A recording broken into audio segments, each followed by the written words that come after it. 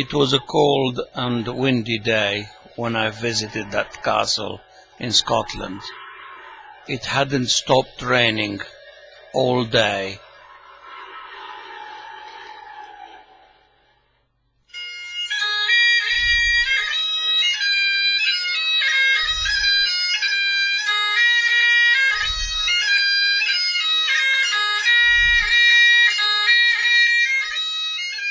Our tour guide, Mr. McTavish, welcomed us as we arrived.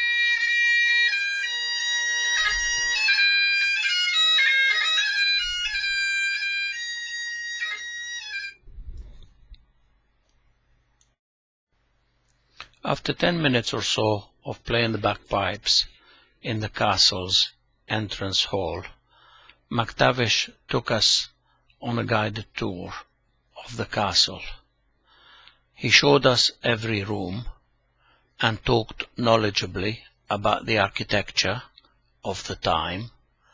He talked about the weaponry, and he told us all there is to know about a castle in Scotland, until eventually we ended up right on the roof of the castle, and we could see the sea for miles around. It was getting dark now.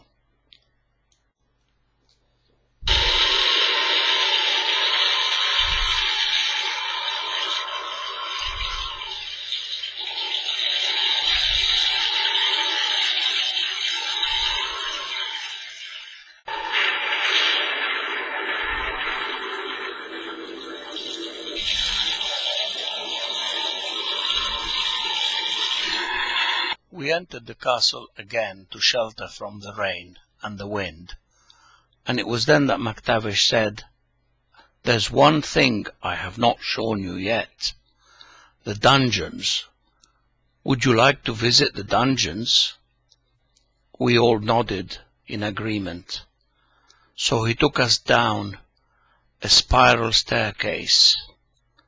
Down and down and down we went, right into the bowels of the castle, as it got darker and darker.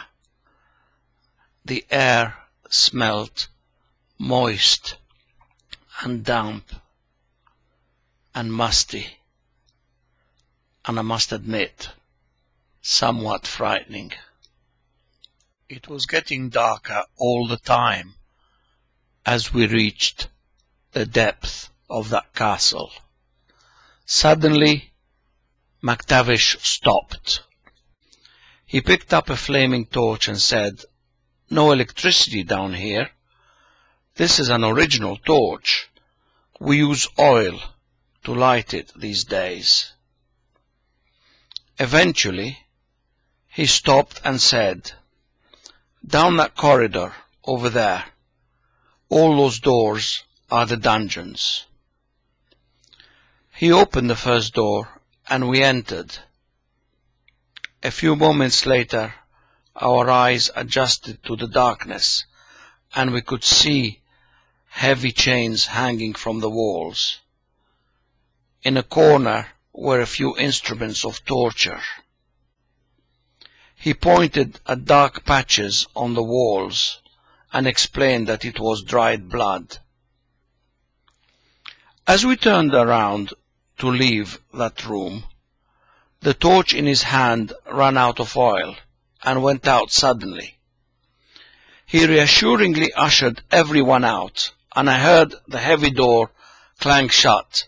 "Hey, wait! I'm still here!" I shouted. I rushed forward, and somehow I tripped on something on the ground. I hit my head as I fell, and I must have lost consciousness. The next thing I remember is feeling very cold and shivering. My eyes slowly adjusted to the darkness of that room. I could smell the dank atmosphere of this prison, and my fears played havoc with my imagination. Was I to be the latest victim of this torture chamber. I looked around me, and then I looked above the heavy door and saw a glimmer of light through a barred window. If only I could get up there, perhaps I could shout for help.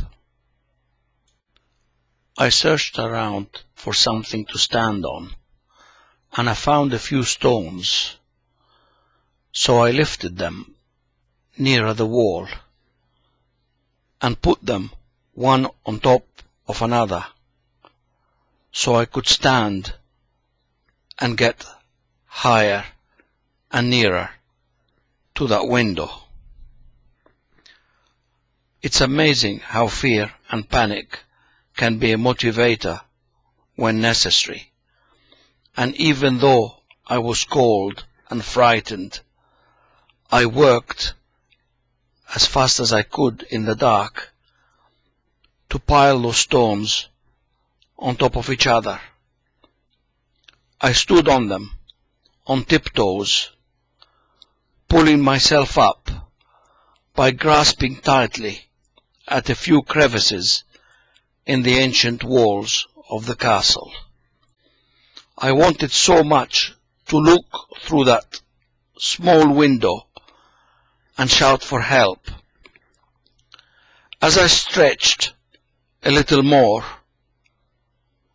I felt the stones crumbling beneath my feet.